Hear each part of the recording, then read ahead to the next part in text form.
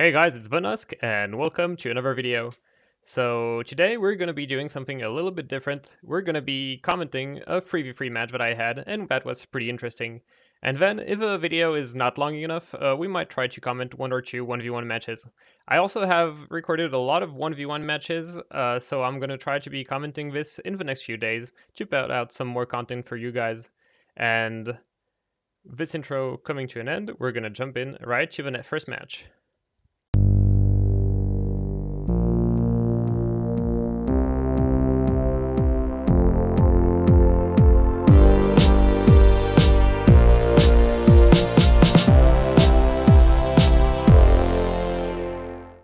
So I've been doing a bunch of 3v3 lately because it's pretty fun. You have to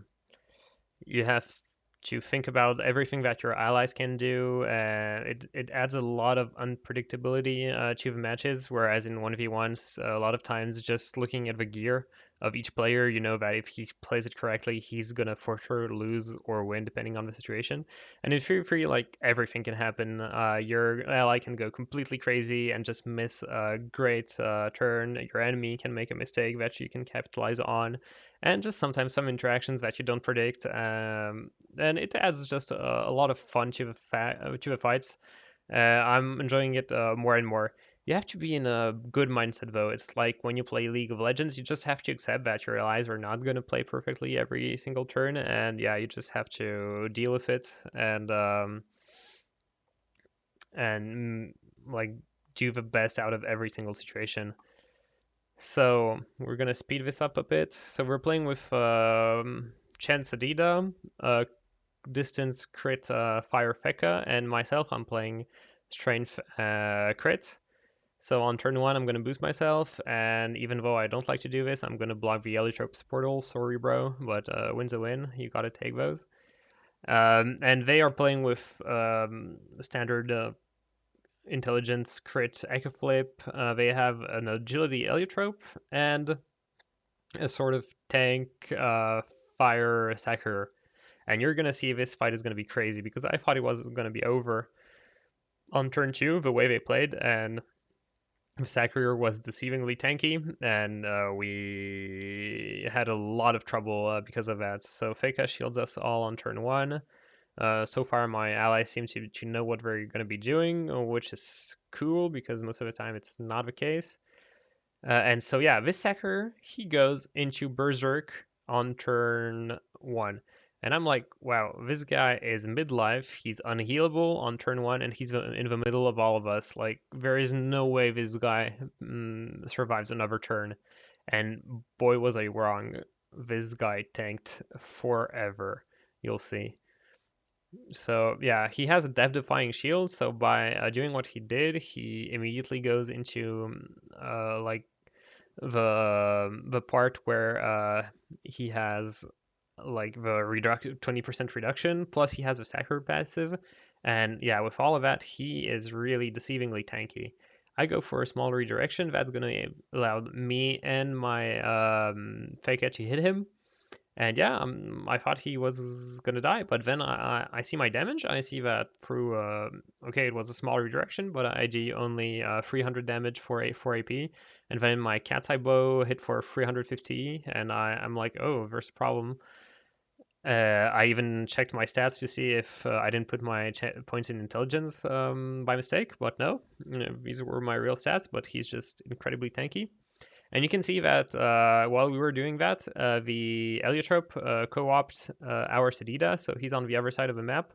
But for now, it seems pretty fine. He still has the Harmony, he has Life Seal, he can survive for quite a while this way. And so yeah, that's the turn of the Sedida. I ping him to be careful about the portals to try to finish as far away from the portal as possible. He's going to take a bit of regen. He's going to kill the sword, so that's fine. It's going to be less regen for the sacrier. But again, I didn't think we would need that regen. Here I ping him to finish like far away from the portal. Yeah, exactly, much better. Mad Doll is, he kind of trolls me with Mad Doll because I thought I was going to go here and put a portal through here that would have gone here, then here, and I could have hit the sacrier easily. But yeah, he finishes here with the medal, and that kind of screws me. But I'm going to adapt again.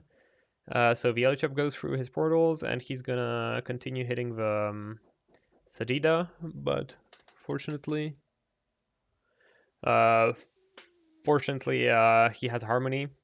So again, I'm gonna do a full turn on the sacrier, and he has like just a bit over 1k health. I have 11 AP to hit him, and I'm not even able to get the kill. That's how incredibly tanky this guy is. And I thought, yeah, this match was gonna be over way sooner. So he repercussions of a sacrier, and so now he has again 1,200 damage, so health. So again, that's just not doable damage. So the Faker is probably gonna switch focus and go on the Echo Flip this turn. Yeah, he does that, but then he gets kind of screwed by the Perfusion. Penitence, I think it's called. I don't know what's called in English, sorry. Um, Sak is gonna continue going for the Sedida. Fortunately, Sedida is pretty tanky as well, so he's able to survive. I asked Sadida if he has the Unbewitching Bramble. I don't know what it's called, and yeah, he has. So he can't unbewitch the repercussion, but here he unbewitches the mutilation, which is good for us because that means that next turn, once the repercussion goes away, we're pretty much guaranteed to kill him this time. The Eliotrope, I don't remember what he does. He realizes that Visadida is invisible in invincible in distance. So he just goes for a boost on the sacrier. So that was a pretty bad turn by him.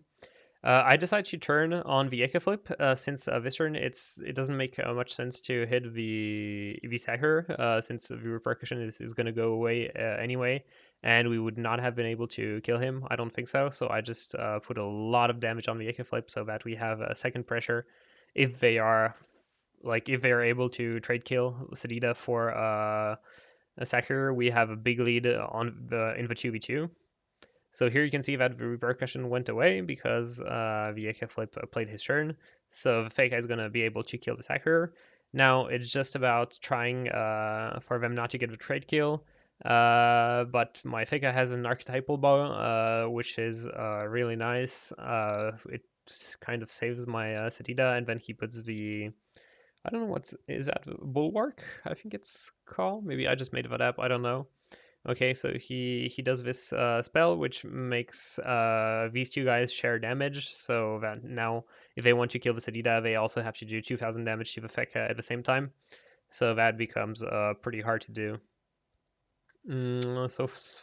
So far, I think I've played it pretty well, and I think yeah, this turn is going to be my first fail. I'm trying to calculate a redirection, and then I see that I miscounted between the 1 and the 2, and it's the 1 that's going to go away, and that way I'm not going to be able to kill the AK Flip.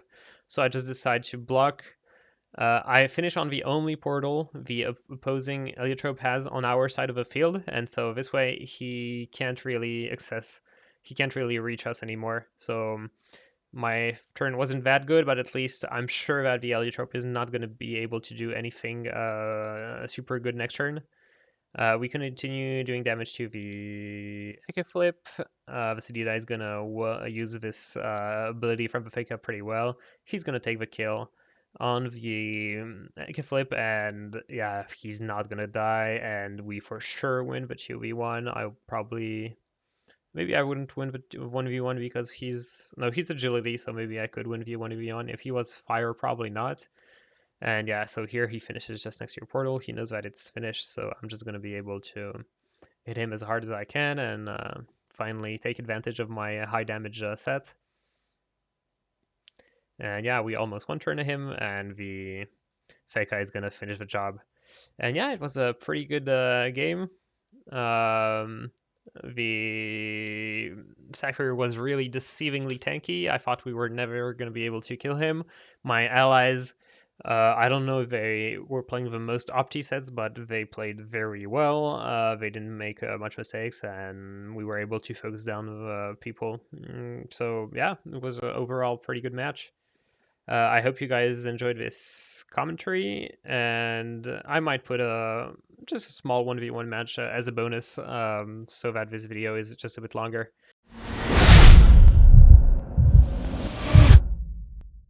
Okay, so bonus match against a Xelor. So I don't know what's happened to Xelors lately, but they all are playing super annoying sets to play against. They're playing full melee with a lot of block, with a bit of threat, with Raikirel cape, so that they don't take damage from distance. They play Crocober Sword, and yeah, it's obviously it's super annoying. I used to love like playing against Zelor on big maps, and just like teleportations and long distance portals, stuff like that. But now it's just like the guy is gonna lock you every single turn and just be super annoying.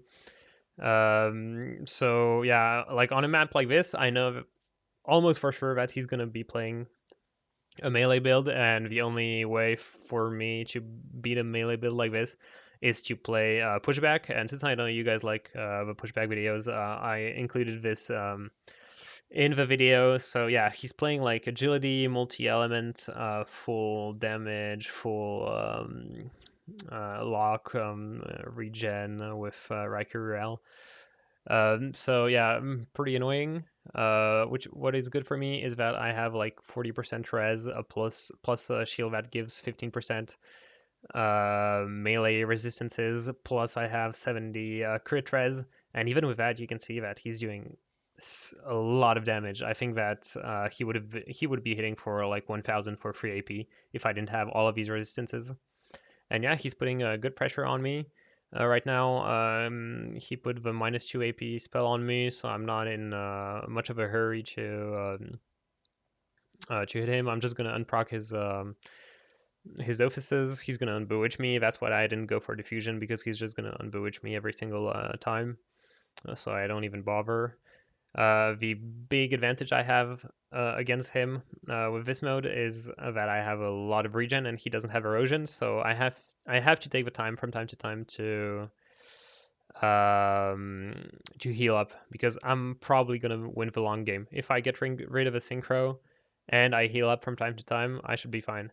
And here you can see that his escape is coming into play, and it's giving him 120 shield every time I'm hitting him. So yeah, if I was hitting him all the time from range, this fight would have been a nightmare with his regen, from Clockwork, from the Croaker Burst Word, and stuff like that.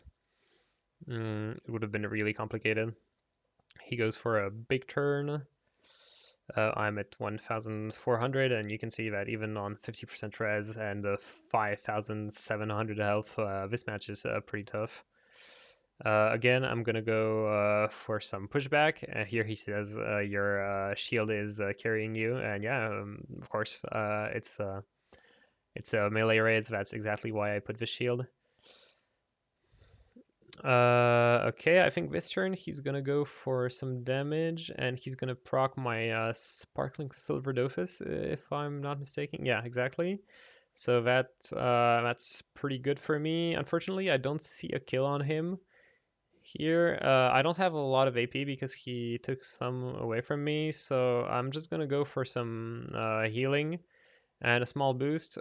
I figure that he's probably gonna pop the synchro on me, but I was pretty sure it was not gonna kill me. It's still a lot of damage. Maybe I should have just gone for a synchro kill, because in the end I healed up for 700, and then I took a synchro hit for 1400, so maybe in the end I would have had more health this way.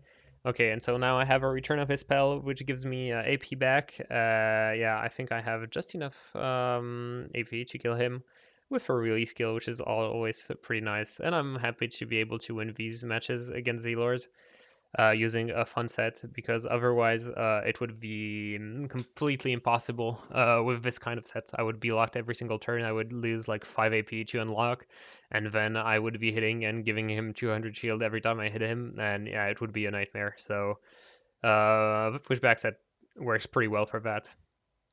And yeah, so we come to the end of this video.